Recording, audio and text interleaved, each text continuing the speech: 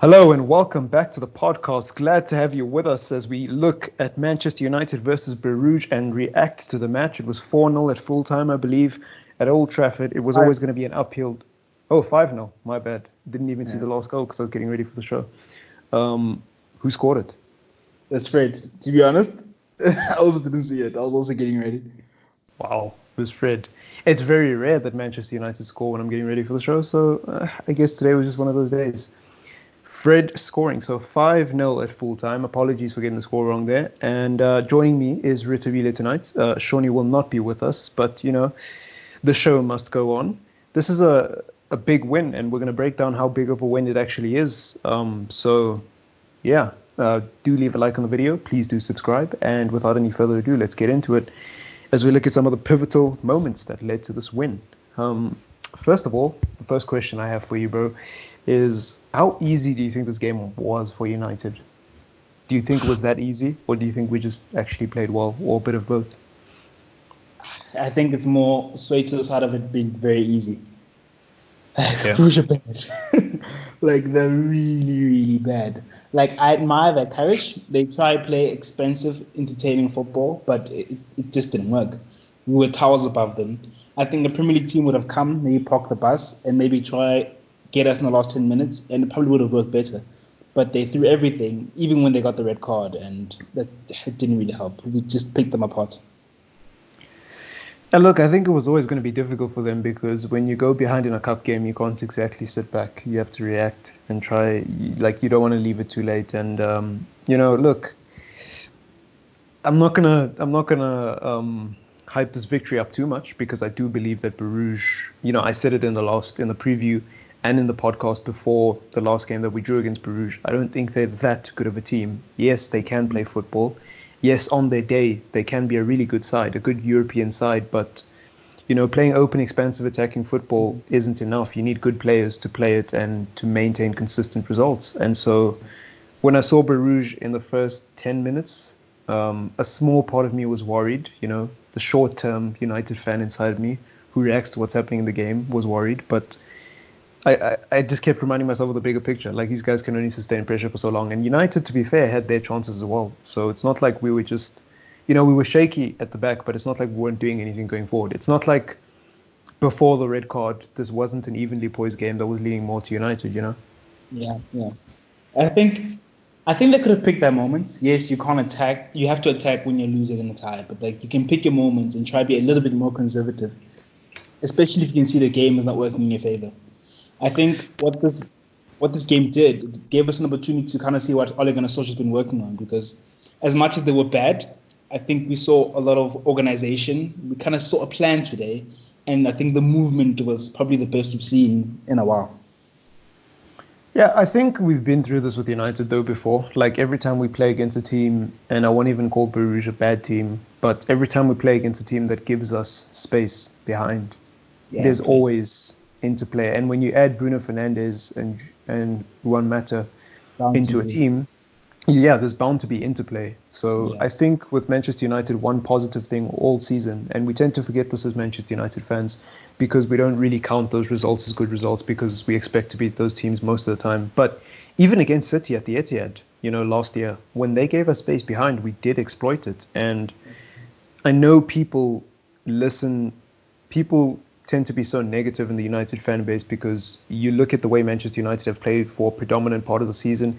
And look, it is counter-attacking football. Like, whatever you think of Ole Gunnar Solskjaer, whatever you think of Manchester United, counter-attacking football, there is an element of cowardness in the tactic because you're basically saying, I'm going to try hit you when you're vulnerable and on the break. And whilst there's nothing wrong with it morally because it is a competitive sport, it's a bit degrading. Like, people don't always respect it, right? So I think people look at that and they're like, well, we still shit. We play shit football. But actually, the counter-attacking works when teams give us space, and it's not just lob the ball to Dan James and then he runs and does a small cut in and passes. No, it's not that. Like, we have seen interplay from this team from time to time.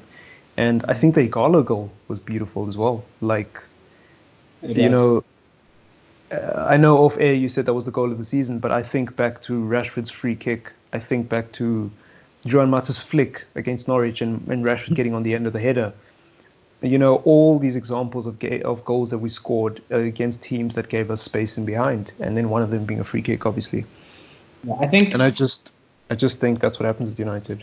Yeah. Yeah, I think it was one of our best team goals. Like the way you move the ball, it's something you see at Liverpool and Man City do. Like I was very surprised to see us moving the ball that well and the interplay. I think with Bruno, as much as we do play more counter-attacking football, we have improved in how we hold the ball, and we do dominate the midfield slightly more. Yeah, because that's the difference Bruno Fernandes makes. Everybody talks about our poor ball retention skills and our inability to look after the ball. But look, I'm not much of a stats man, so I don't sit here and collect all the stats. But I do watch my team, and I do spend a lot of time watching my team. And I'm sure there's United fans out there who will agree with me when I say that Manchester United do have a problem with retaining the ball, but where does that problem come? I think that problem comes from in the final third. Like at the back, we have no problems keeping the ball. In the middle of the park, we don't have problems keeping the ball. It's in transition play. It's from Matic and Fred, or from McTominay and Fred. How do we then get the ball up to Martial, up to Rashford, up to James on a consistent basis without losing it or rushing the attack? And I think what Bruno Fernandes has done is on and off the ball, he literally makes the link between like if you look at Manchester United's formation when they play the 4-3-3, or if you want to call it a 4-2-3-1, there's a hexagon shape that forms, and I wish I had the formation sheet to show you what I'm talking about, but there's a hexagon. It's got 6 sides. So the first link is between McTominay and Fred. The second link is between McTominay and James, and then James, Igalo, and then Igalo, Mata, and then Mata back to Fred. That forms a hexagon shape if you look at the formation. The problem with Manchester United in this entire season is they haven't had anyone in the hexagon. It's been empty. We haven't had a proper cam.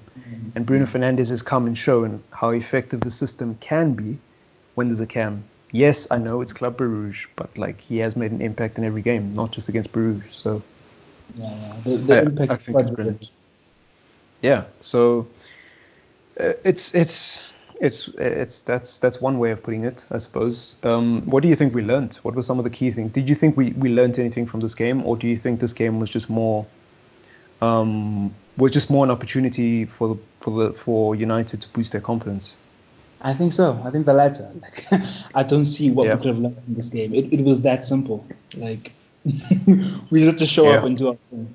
Bruges, we're never going to keep up. I think a few United fans, like, I have to defend United here. Like, yes, Bruges is crap and all of that, but going into this game, I think there was a lot of United fans who were skeptical. Like, I saw a lot of predictions going in our favor, a lot of people saying we'll win 3-0, but then there was the odd fan saying, oh, well, United, you never know. Mm-hmm. And I just think what I said about the other evening, even if we didn't win this game 3-0, what I said the other evening I think is just so true. I know Bruges were missing 3 of the key players, and I know they got a red card early on, but as United, you can only beat what's in front of you. And to be fair, we've missed some of our 3 best players throughout the season and pulled off some wonder results. So that can't be an excuse, you know. But the thing is, Bruges played well at home, right? But they played well against a Manchester United team that was set up for damage limitation and just to get the draw. Like, they didn't like, I don't think, look, I think Bruges played well in the first game, but I don't think that result means much because they were playing against such a bad United side. You know what I mean? Yeah. And I just think because they couldn't do it there was no ways they were going to do it at Old Trafford, especially not with 10 men. Yeah, like, so I just knew, I can't. You never know with football, but I was just very confident coming into this match because, firstly, we were playing our first team. Secondly, it was at Old Trafford, and thirdly, you know what happens when teams try to play us. They open expensive football, and they don't have the quality to punish us. You know what happens. I think that was the biggest mistake, in my opinion. Like, they had to try be smart about how they go into this game. I mean, we've seen time and time again. They watch match videos. The coach should have realized that he should try to be more conservative against his team and not throw everything. I do think we all were a bit skeptical going into this game because United won, and 2, the tie was a bit balanced. But I think for what happened in the game, I just don't see what we learned. We just ran over them.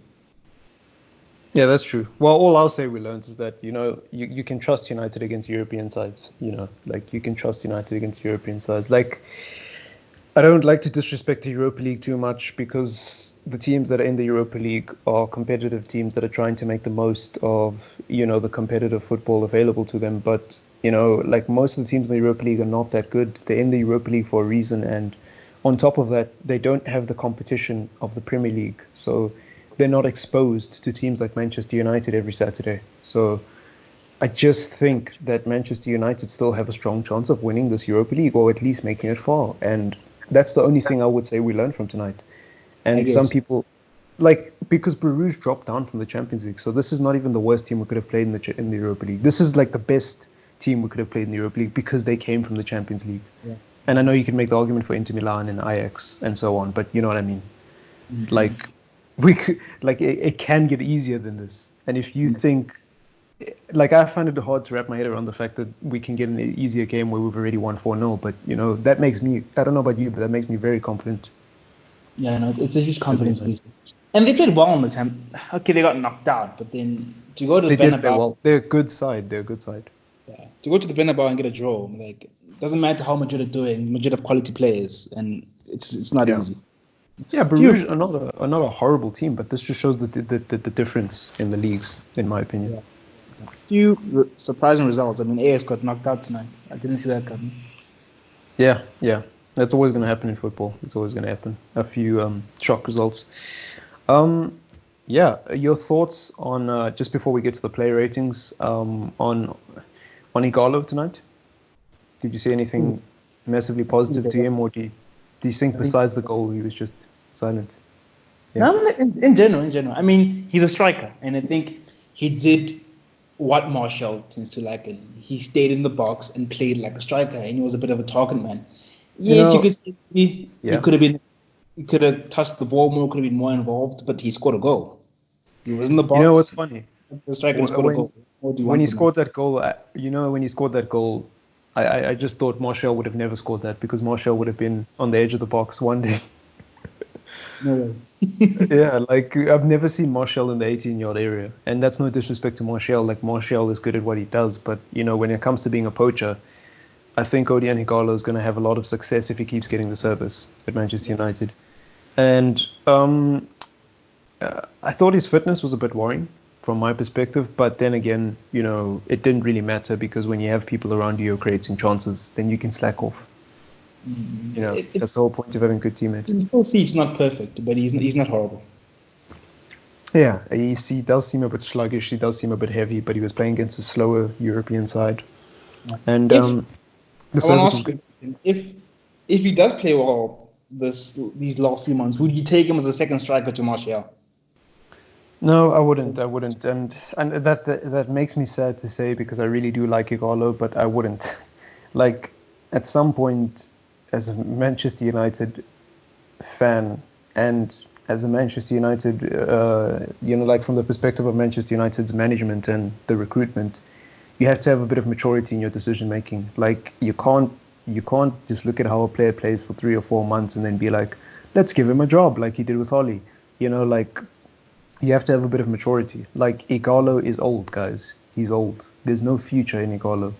It's the same with Matic. We can't give Matic a 5-year contract because he played well this season. Like, come on. It represents everything we're trying to build against. Yeah, it represents everything against what we're trying to build. Yeah, like come on. Like, look, if we signed Igalo as a second striker and he chipped in with a few goals for the next 2, maybe 1 season, and then he retired or whatever the case may be, then cool, I'll learn to live with it. But I do not agree with him staying here long term at all. Like he's old and he was always going to be a short-term signing. And my worry is that if he does play well and exceed all the expectations, that might happen. United might actually sign him. And I just think, no disrespect to Igalo. Again, I like Igalo, and I think he has a lot to offer in this team, but it's his age that I have a problem with. Like, we need to invest in someone long-term, Yeah. And if Igalo's coming in, what about Greenwood? Is Greenwood going to play as a winger now when he's clearly a number 9? Like, what are we doing? Okay, and can we get someone young in, please? Like, no. What about you, though? What do you think about Igalo? Yeah, no, I think definitely short term. I think the age that it represents everything we should be moving away from. You can't be signing an old player and say we're building for the future. So it's nice. He's a United fan. He's here, but I think only until the end of the season. But then with the whole Greenwood thing, it's not signing. Is signing any striker not going to hinder Greenwood? Not really. I just feel like if you get another young striker to develop with Greenwood, there's no problems there. You know, like you can rotate all three of them and they can share the role. I think Greenwood will inevitably play in multiple positions because that's just how he is. He's a versatile player, kind of like Rashford. Like, as much as you might identify Greenwood with one position, I think he will play multiple positions because of how versatile he is, and it will give the other striker an opportunity to play. And also, like, who cares? I want Manchester United to do well. Like, I like Greenwood, I like Martial, I like Rashford, but if there's better players out there for those positions, then get them. But I just think with Greenwood, I think it's not such a bad thing to sign someone like Werner. Haaland, the Haaland ship's already gone, but to sign someone like a Haaland, like a young and upcoming player who looks like he could work in the Manchester United system, get him in. And then I wouldn't be massively opposed to Greenwood playing anywhere in the front three, or playing out of position from time to time, just as long as he doesn't get pushed out of the role, just because we have a new striker, you know. And Martial will get injured eventually as well. So, to be honest, I think he has the potential to be a good right wing. He does. Like, he's very young, and again, I've just said that he's very versatile. He can play in all three positions, like Rashford. Rashford's not a very good number 9, but like he can play there. He can do a job for you when things are tough. It's not the best, but he can do a job for you. And I think Greenwood's the same, except Greenwood's probably a little bit better in terms of being versatile, because Greenwood's an excellent number 9 and he's still an excellent right winger with time. I think he will be, at least. Yeah. Is this how long is Martial out? I didn't see. I don't think the injury is that serious. I think he is trying to get back for the Everton game. Apparently, I'm not. You know, there's a lot of nonsense out on the internet nowadays, and people love overreacting. But I think it's just a thigh strain or a thigh issue, so it's nothing too serious with regards to Martial. I think he will be back for Everton. What's that? I said it had me a little worried there. Yeah, but like, I don't mean to be a bit cynical, you know, to anyone listening to the show. I don't mean to be a bit cynical, but I've always said this about Martial. I love Martial to death, but if you ask me, would I rather have a striker who's a little bit worse than Martial but stayed fit, or Martial? I would take the guy who stays fit, because personally, I don't see the point in having a good player who's injured half the time. Like, it just doesn't make sense to me. Why would you have someone sitting in the recovery ward? And I know if Martial can improve his fitness, and if he does continuously chip in with the goals, then I guess it's not such a big problem. But at the moment it is, because we don't have squad depth. If we had someone who can come in, I wouldn't mind. Then I'd be like, okay, keep Martial, because when he's injured, we'll just play this other guy, you know. But it's extremely hard if you're an injury-prone player to turn it around. I mean, look at Mendy. Mendy's probably one of the best left backs in the world, but we don't see it in Man City because he's always injured. Exactly. So you just need, I find with Martial, I think you just need someone to share that role with him, and he can never be the main man so long as he has injury problems for the entire season. I think that goes without explanation, really. That goes without saying. If you're injured, you can't play. So somebody's going to take your position. And it is what it is. Like, it is what it is. And I like Martial, you know.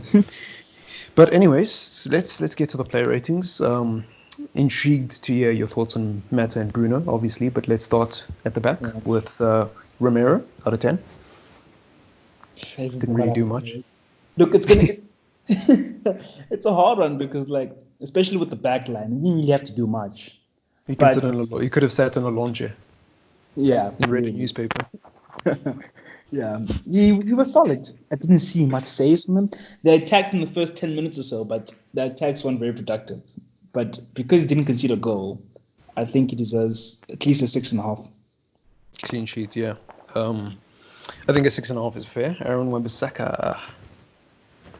Much like the weekend, he didn't really contribute much going forward, but we didn't need him to do that. I thought he whipped in one good cross, but yeah, I agree.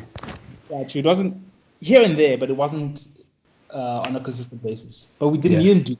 We scored 5 goals without him doing that. So I think as a right back, number 1 is defending, and if you take care of that, we shouldn't really be fussing too much about anything else.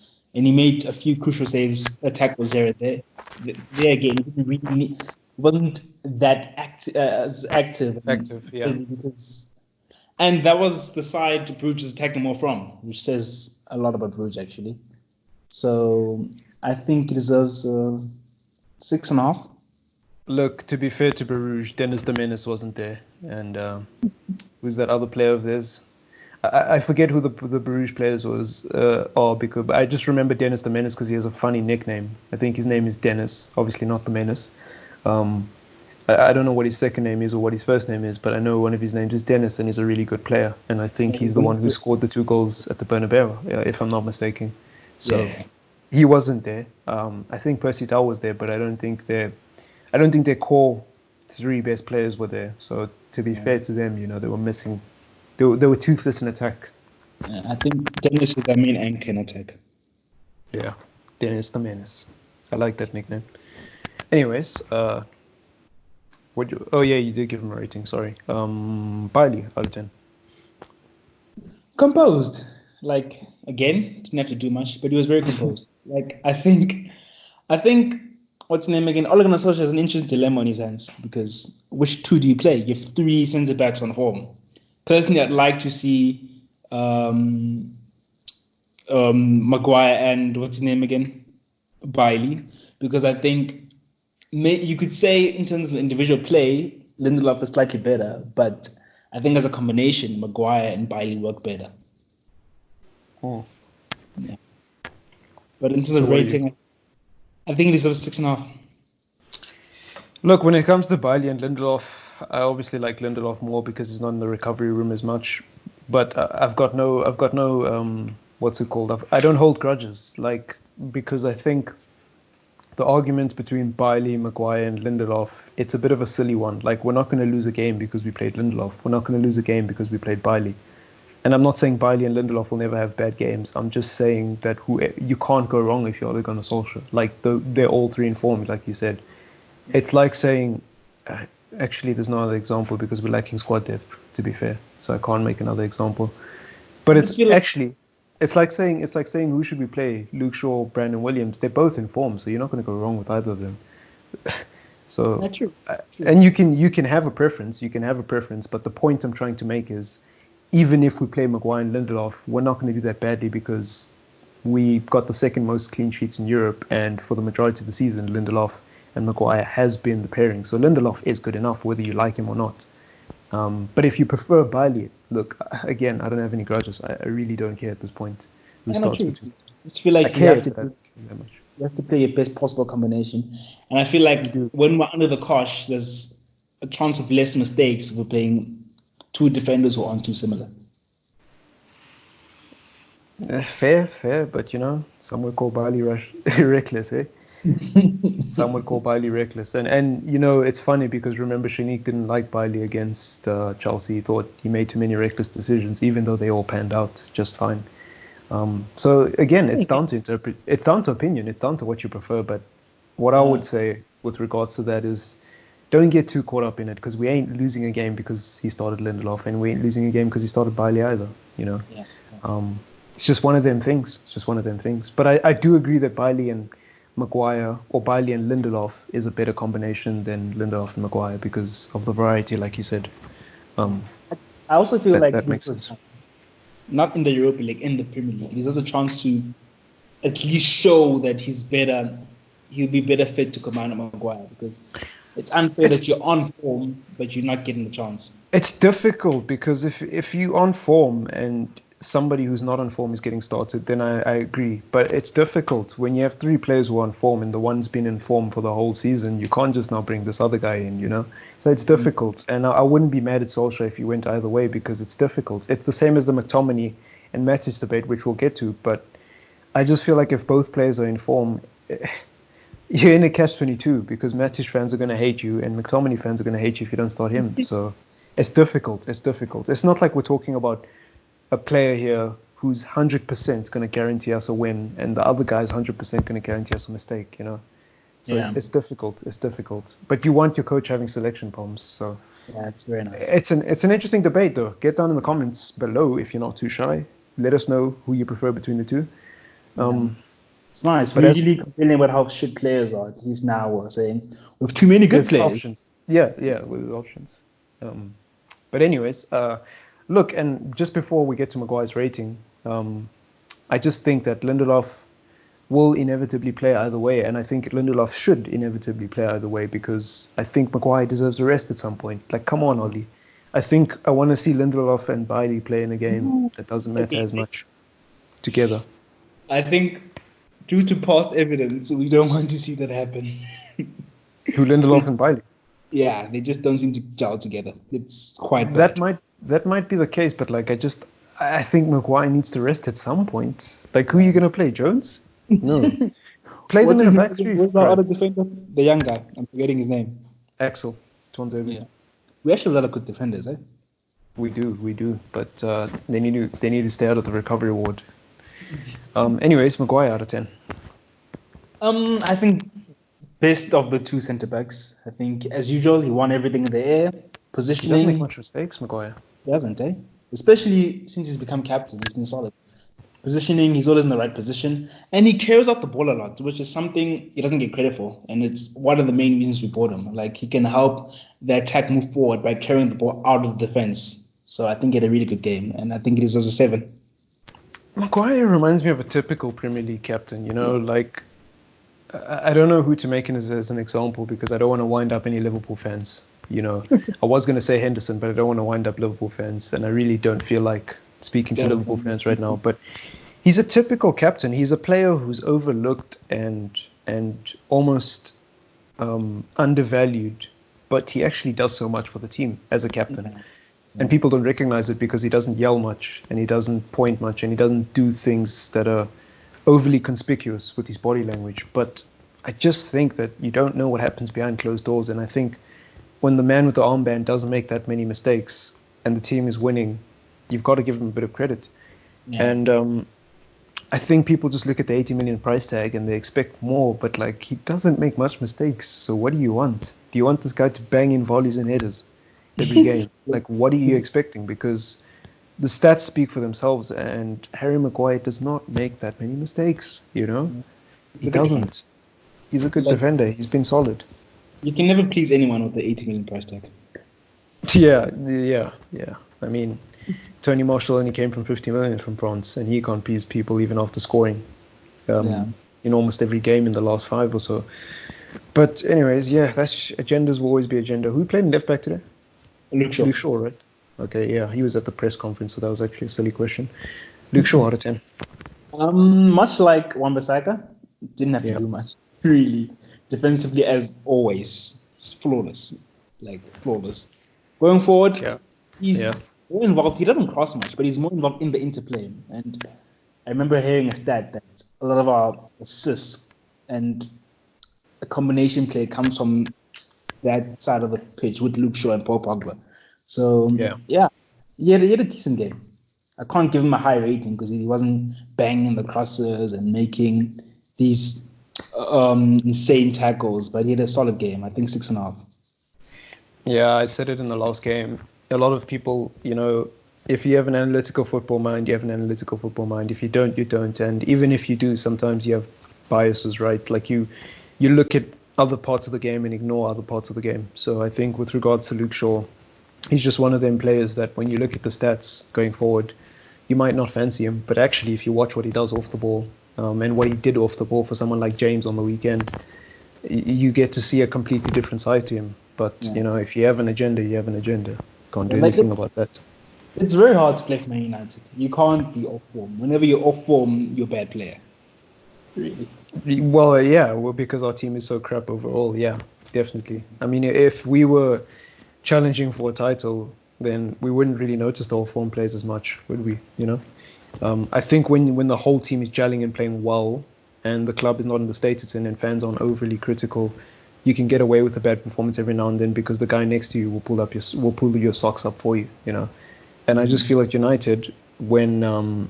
Especially before Bruno got here, for example, when someone like Fred had a bad game, it was multiplied because he was so important, not only to his own role, but to the people around him.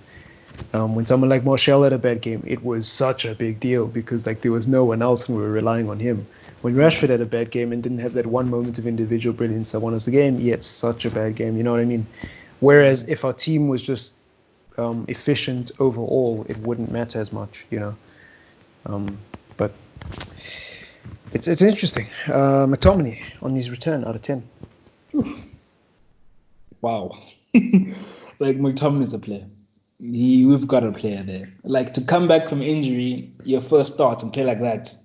I think it was amazing. It was amazing. It's like, okay, no, fair. I don't mean to be cynical. I just have to play the devil's advocate. That's fair, but like, you can only play what's in front of you. And that's true.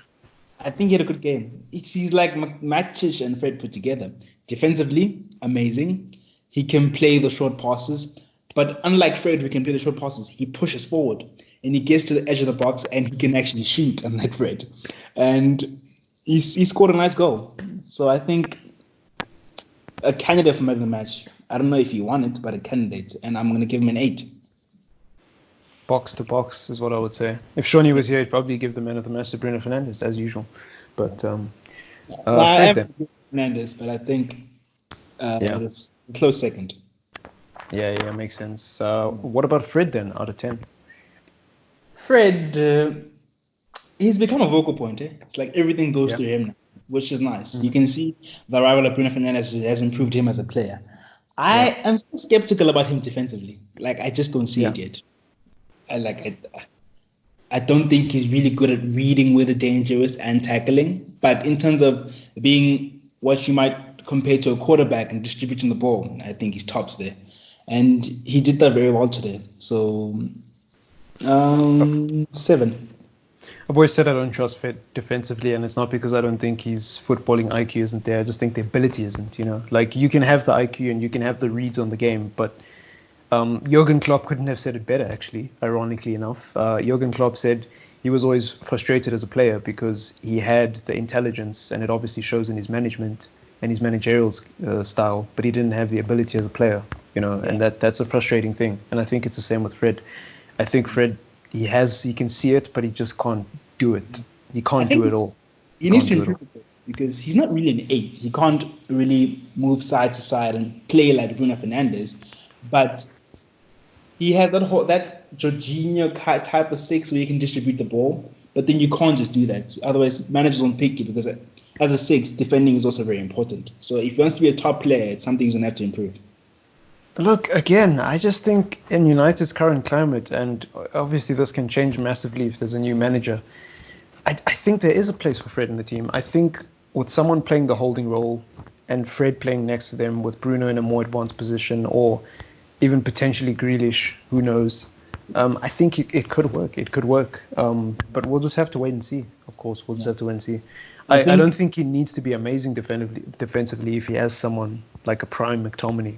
Yeah, whenever we'll see prime McTominay. But I agree with everything you're saying. But the point I'm trying to make is you don't need to go out now and buy a number 8 because Fred isn't good enough. Like, there are players around Fred who can help him with that. And I just think we'll have to wait and see because, you know, the Pogba debate and who's going to be manager and what system we play going forward is going to have a huge part in that, and who joins the team as well.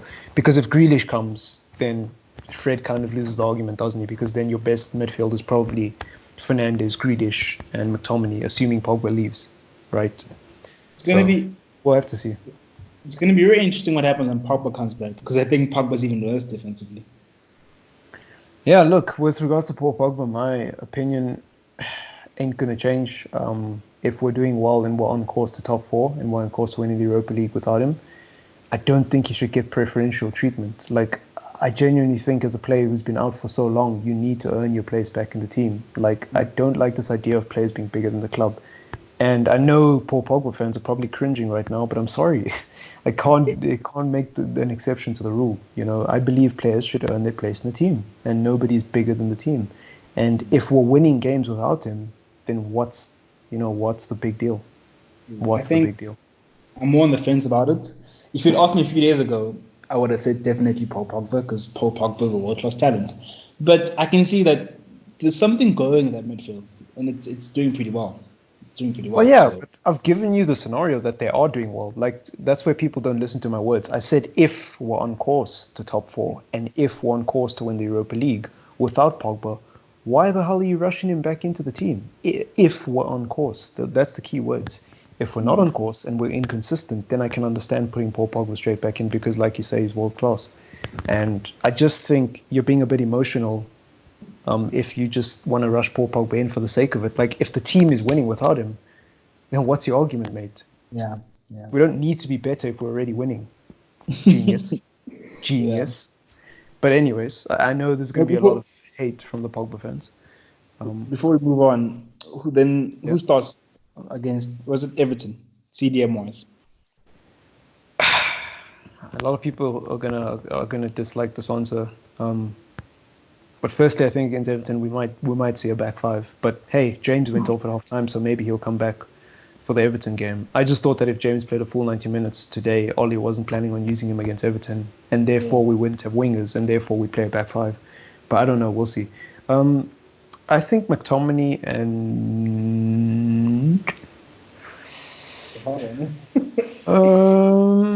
I was going to say McTominay and Matic, but then do you drop Fred? Because I think Fred needs a bit of a rest as well. But then McTominay has just come back and he played a full 90 minutes, so it's hard.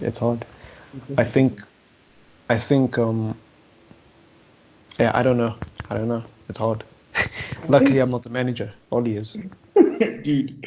Yeah, again, I think the most intelligent would be maybe Fred and Matic because they've been doing it longer. But I'd really like to see Matic and McTominay and see how it works. And especially away from home, right? Or we're playing, away from home. Yeah, away from home. It's at Goodison Park. They're slightly more defensive and they can protect the back four better than what Fred and someone else would do. So. Yeah, it's not going to be a fun game. We don't have a fun time at Goodison Park as Manchester United fans, but we'll just have to wait and see. Look, it's a tough one. I won't be mad at Ollie regardless of what he goes with, in the middle of the park, that is. Obviously, the back five versus back four is an entirely different debate for another episode. But we'll just see. We'll have to see, man. Bruno Fernandes out of 10. Yeah. Like, I'm not even going to bother to say what he did. All I'm going to say is he's just class. The consistency. Like, to do that game in, game out, that says a lot. I won't call him a world-class player because he hasn't done it long enough, but those are world-class performances, all of them. Like, he was at the highest standards. Penalty, exactly the same way. He's extremely confident. He contributes. He basically makes the second goal. So, yeah, man of the match. I'm going to give him a 9. Yeah, I think it's too soon to be calling Bruno Fernandes world-class. Like I won't do that. Calm down, calm down. I think he had world-class performances, though. I think we can say that. I don't know. It's debatable because you know why? It's debatable. I like Bruno Fernandes and I do think he's a world-class talent, but I'm going to play the devil's advocate and say that anyone who walks in from another league who is of the level of Bruno Fernandes is going to look world-class in a team like this. Like when your competition is Pereira, Lingard, and that's what you've been watching for the whole season. Yes, I do. When you've been watching Pereira and Lingard for the whole season, most players who come into that camera do look better. And I think Bruno Fernandes is a very class player, but I think a lot of, maybe not a lot, but I can give you about 10 midfielders in the world who'd come into that role and would be class. Maybe not Bruno Fernandes class, but in the bracket of Bruno Fernandes class. So I just think as United fans, we need to calm down. I know you got a boner and I know you got your willies out, but calm down because Bruno Fernandes is a top-class player, and I'm not saying he isn't a top-class player, but to call him world-class, just be careful. Think about who you're comparing him to. Are you looking at guys like Kevin De Bruyne? Are you looking at guys like Paul Pogba before you call him world-class? Or are you just saying he's world-class because he's been our best player on the pitch? It's not that hard to be the best player in this Manchester United side with the way they've been playing this season. It really isn't.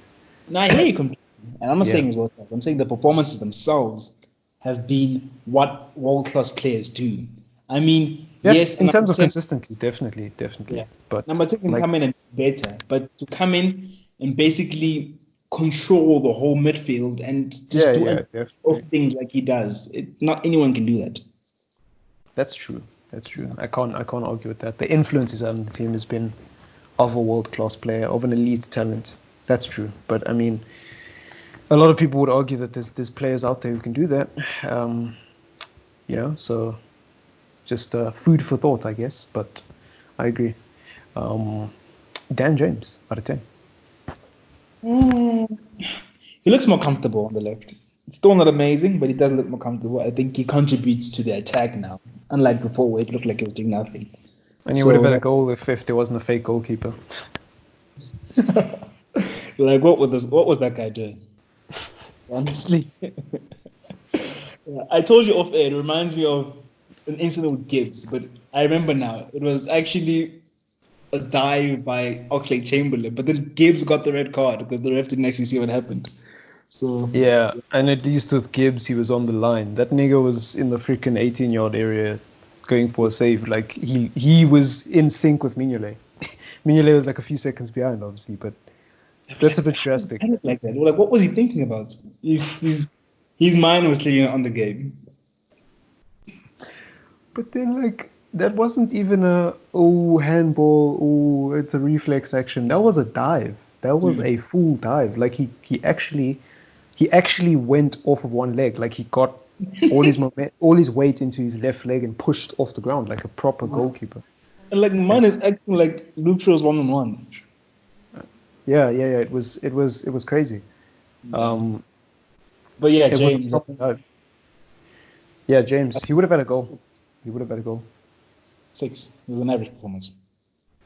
Yeah. I think his match rating changes if he gets a goal there, but 6 is fair. It wasn't anything special from Dan James in today's game, and nothing that stood out for me. So yeah, Igalo out of 10. He scored. That's what strikers do. So for that, I think he had a good game, and he plays as a number 9. I think maybe we should consider crossing more and make him more of a target man, because that's what he's here for, and that will be his specialty. But then he's also quick. He can also, I saw him move to the left a couple of times and run down the wing, which is great. So I think not the most amazing performance, but a solid performance. So I think it deserves a 6.5. Yeah, and he got the goal, man. He got the goal. Good to see him get his first goal for Manchester United. Confidence booster. The first goal bogey will be gone for Odi and Igalo. Who played on the right today? Mata. I forget about Mata all the time. Oh my god. Mata and Shaw. Actually, Mata and Williams are the two I forget about the most. But anyways, Mata out of 10. Not just one of those players. One game, he just looks like he's tired. And then the next, he just looks like he's a world-class player. So I think he had a really good performance. Movements, open spaces, intelligence, it's top class, really. It was top class today. Yeah. And I think it deserves a 7. I put it out on the status today. João Mata against European sides, perfect. Against Premier League sides, horrible because of age. Nothing he can do. It's just age. So that's my opinion on Mata. He'd be a star in like a Serie A or something. Yeah, probably. I don't know if he can do it week in, week out because of his legs anymore, but yeah, he'd probably do it more consistently and get more game time, that's for sure. I'm pretty sure Conte is coming home soon. Yeah, because Young's lighting it up now. Funny enough. Anyone off the bench that you were particularly impressed with? Mason Greenwood came on and he just turned it up like he does if there's space, because he's a really good player. But I don't think. Yeah, but it didn't come on for that long. What's his name again? Jesse Lingard came on and assisted, so that was nice. Yeah, I like Jesse Lingard. He's young, he's got a lot of potential. He's a very exciting prospect. I'm only joking, by the way. It's sarcasm. He's older than Bruno, by the way. That's an interesting little fact. That's good. This guy is past his prime. He might actually be past his prime. Like, if United are serious, they have to sell this guy. I'm sorry. But who's gonna buy him though? I wonder if anyone's buying this guy. And for how much? Like 20 quid, 20 mil. Our teams will be willing to take the risk. I think an Everton or a Newcastle will be willing to take that risk? I think he just has to leave England, to be honest with you. I don't know what Premier League team would invest in this guy, because it's one thing for a player to go off the radar.